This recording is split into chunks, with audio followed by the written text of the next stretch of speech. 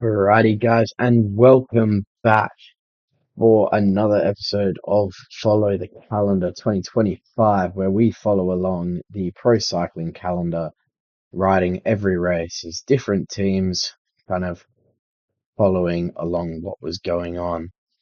Now, today we're doing Omloop Nieuwsblad, which is not a race I've ever actually watched before. So I knew of the Bosberg and stuff like that, but I've never actually watched it. But by talking to a couple of friends of mine about it, it was an odd addition.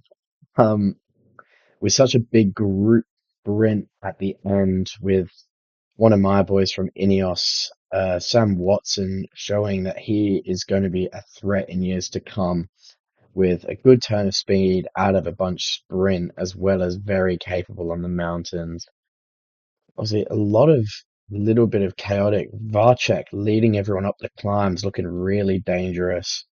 But I think today we're going to ride as Jan Tratnik, the defending champion of this race. He had a puncture, I believe, or crashed or whatever it was with a couple Ks to go. And that ruined any chance of him defending it. As a backup, we have Jordy Muse. He will be sitting in the group, protected, just waiting to be launched into a sprint. I don't think we're going to go on the breakaway. Ryan Mullen, we're probably going to chuck on the front to just control any breakaways that do go. Um, all of our fire will be used creating some splits over the Bosberg or the climb before for Jan Tratnik to launch and go solo. Um, yeah, obviously very big sprint race in this one with Philipsen making it to the line. Paul Magnier, I don't know where he went. He's somewhere in here. I'm just blind. Um, there he is. Pursuit, the young man, he looks dangerous, and the reaction of him on the line looked like he'd won, but obviously he was just frustrated. Pidcock caught behind a split, seemingly, and that's why he will have be saying he was kind of missed out on any result. He didn't look like too much of a factor. Obviously, Varchek looks the best on the climbs. Van Aert was struggling. But yeah, let's have a look at the course profile and how we're going to plan to get Jan Tratnik back on the podium. And here we look at the parcours with Van Aert a favourite, Nils Pollitt, Stefan Kung. The sprinter's not overly favoured for this one, but as we know from real life this year, it very much is something that the sprinters can survive. We're probably going to look to drill some pace across these cobbles, and that is where we're going to look to strike and then maybe force a split over the top of the second last climb, and then on the Bosberg, send Jan Tratnik flying over the top. The Van Dykes are going to be the ones putting some extra pressure on. Roger is just going to sit, I think, protecting Geordie Muse, and Lazcano is going to be in charge of keeping Jan Tratnik safe and launching him over the Bosberg or the climb before. But either way, I will see you on the start line and show you the formation of the break. And here we go off on the start of the Omloop Nieuwsblad as the breakaways start flying up the road. We're not planning on being in this one. Not that we would have had the chance. All of our riders started quite towards the back, so we would have had to do a chase. We do, however, want Ryan Mullen up there so that he can start controlling who we let go. Tom Pidcock, obviously, in this race, but he's going to sit on the very back by the looks of it. Is anyone up the front? Nope. I did tell them all to get to the front. Kim Heideck from Ineos looking to go. Goodmestad, who was with us in our last race, I believe. Where did we use them last race? I filmed the Kern Brussels Kern 10 minutes ago and I forgot who was riding it. Yes, we did have Goodmestad in that race. Sean Flynn going up the road. Is that, I don't know, Beermans. I, for some reason, thought his name was Oliver. Um, Livins and Gelders. And that looks to be the formation of the break. Ryan Mullen was absolutely no help through that, in any capacity. But with that break up the road, Ryan Mullen's probably just going to sit in, maybe contribute to some pace making to make sure it comes back through this flat area. But until then, I will see you when something interesting happens. We start back here as Tom Pidcock has gone on the attack with 64 kilometers to go. The breakaway is still out in front, but only by a minute. I've had Ryan Mullen on the front since this cobbled sector on the right of, oh, where did I go, sorry, well, on the right of screen. Um, yeah, he's been on the front the whole time. He's about to go after Tom Pidcock because we are not letting him go. Um, Jordy Muse and Tratnik are very solid. Um, I was hopeful that Mullen could make it to our next cobbled sectors. That doesn't look particularly likely. So the Van Dykes are probably going to come up to the front and go after Tommy Pidcock, who has launched extremely early. Although, will Legak chase? Not really. Honestly, I think I'm happy enough to let them hoe us into the next hill, and then I will put the Van Dykes onto the front. Um, yeah, I'll put us on 2 times speed to get there. They seem to be bringing it back. Um, I will let Mullen go back to chasing as we get an even bigger attempt at crossing. Um, Sheehan, Arnaud Delis, going very early for a sprinter. Sheehan, it makes sense, but Delis following is a interesting move to say the least. And now with the scenario we're in, I think these two are going to go on the front and cause some absolute pain. Um, is the game plan. Because if they can cause the pain, I think we have the riders in form and on our team to severely take this race up a level. And rather annoyingly, one of the Van Dykes has failed to get to the front. Um, there is a fine line between being at the front and being on the front in this game. Mullen can now honestly just chill out. Um, we're going to string this peloton and ideally create some sort of gap for the Van Dykes to maintain for the next 50 kilometers. And we do have the gap. Um, so I'm going to get them to settle into a pace. The Van Dykes are just going to hold the gap. I'm happy with the composition of the group. We bring De Lee, Varenskold, Abrahamsen, Seneschal, Van Moer, Benoot, and Van Aert, as well as, Pidcock. Not ideal, but with the very clear numbers in this group, I'm happy for the Van Dykes to just burn themselves in an attempt to stay away from this group with all of the rest of the big men. Um, we don't want to bring back anyone from this group. Um, so yeah, we'll leave these boys just rotating on the front, and they're getting a bit of help by some of the other teams, which I honestly did not expect.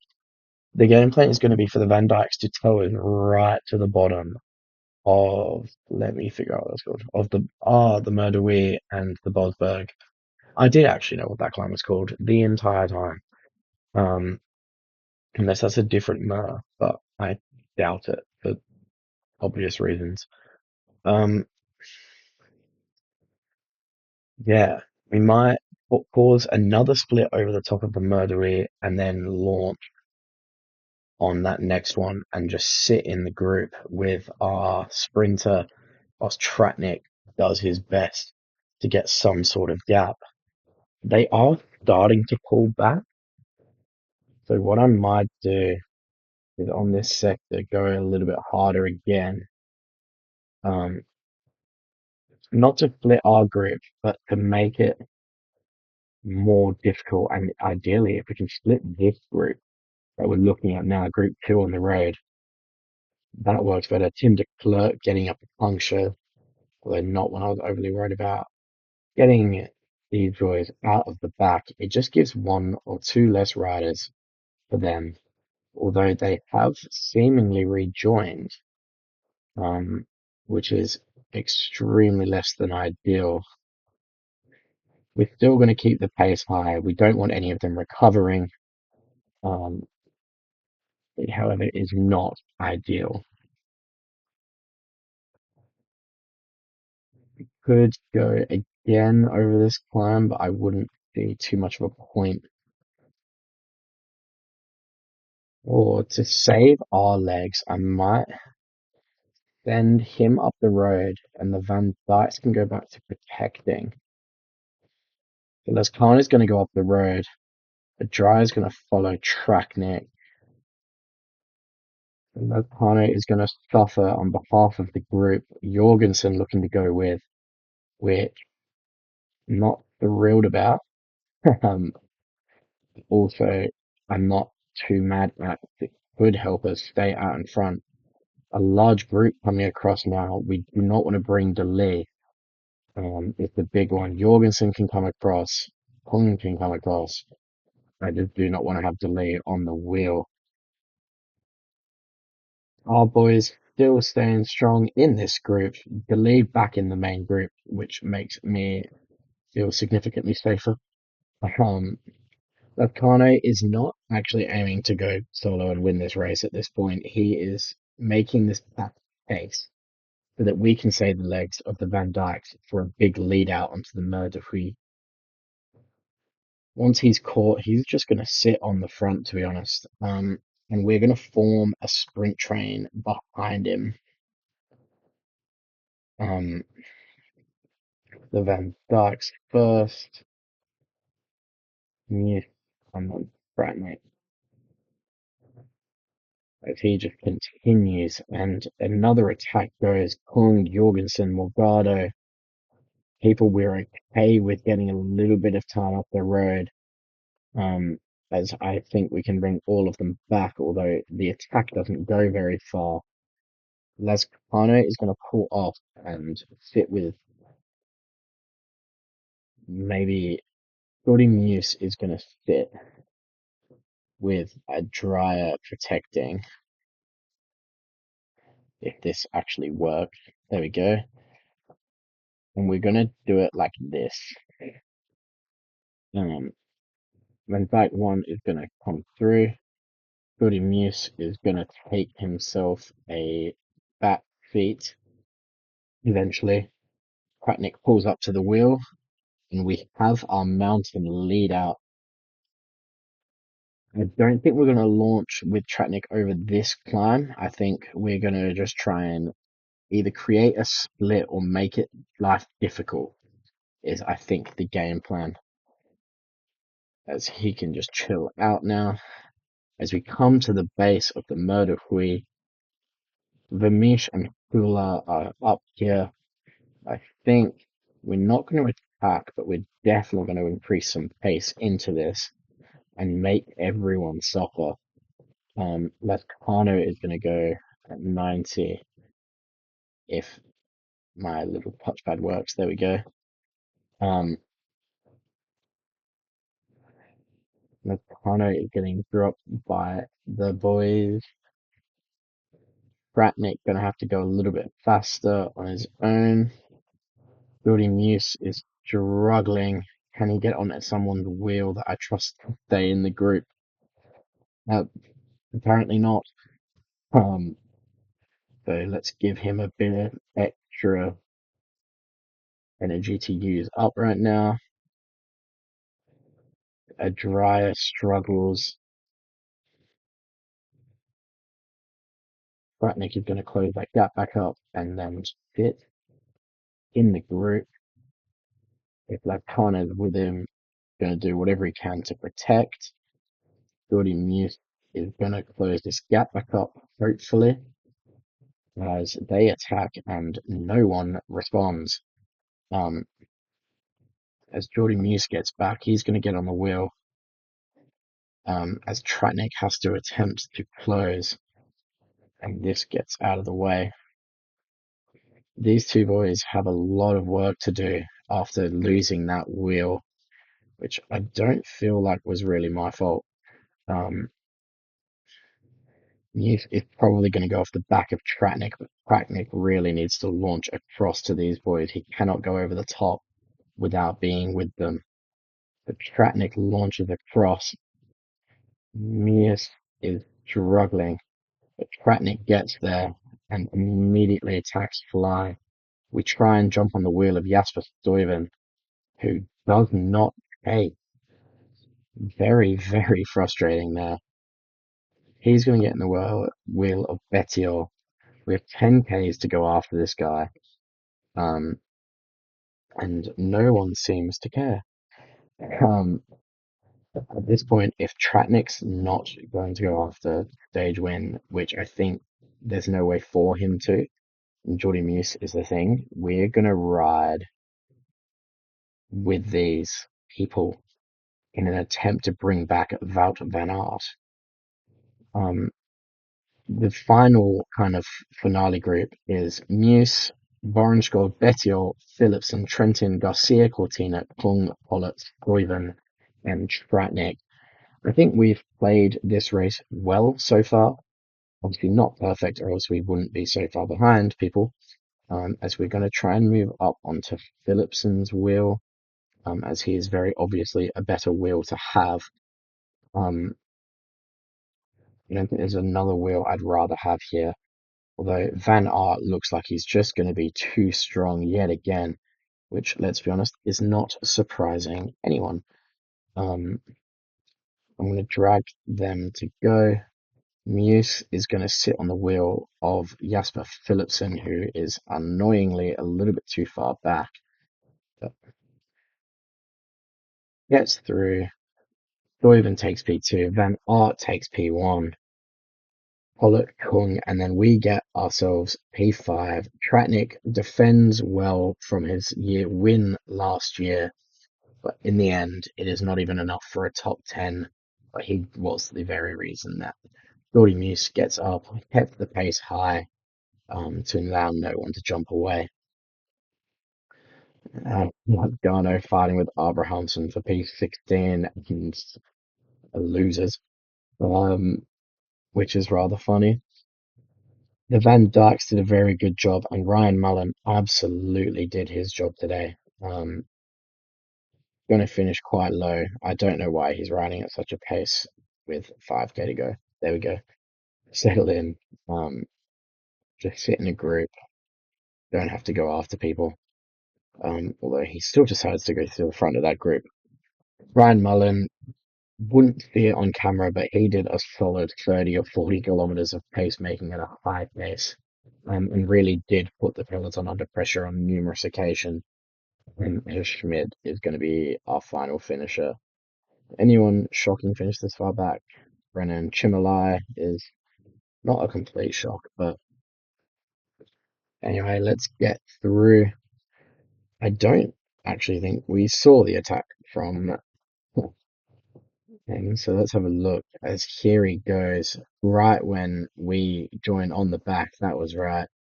And they started to go, and then did they just stop? Oh no, this is the earlier attack, is it? Yeah, I think he goes over the top of this one as Tratnik does everything he can to get across after missing the split. Van Aert goes. Stuyven looks like he might, which is why I tried to jump on his wheel, but just doesn't end up doing. And I simply didn't have the energy to go with Tratnik to catch him. So I decided to sit in the hopes that someone would kick into gear and then I'd commit Tratnik, but no one did. This is where we decided to go to the front. Um, and it doesn't do enough. And here is the official final result.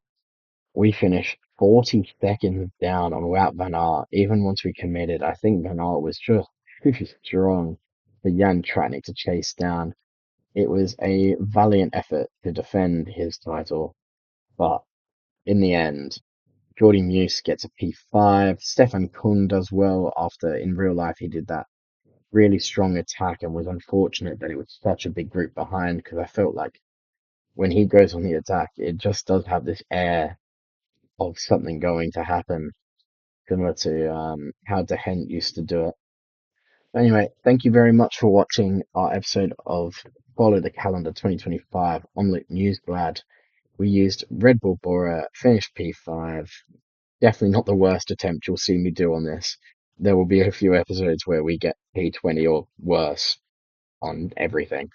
Um, yeah, our team, we won the team's classification. Not that anyone cares about it, but we did win it.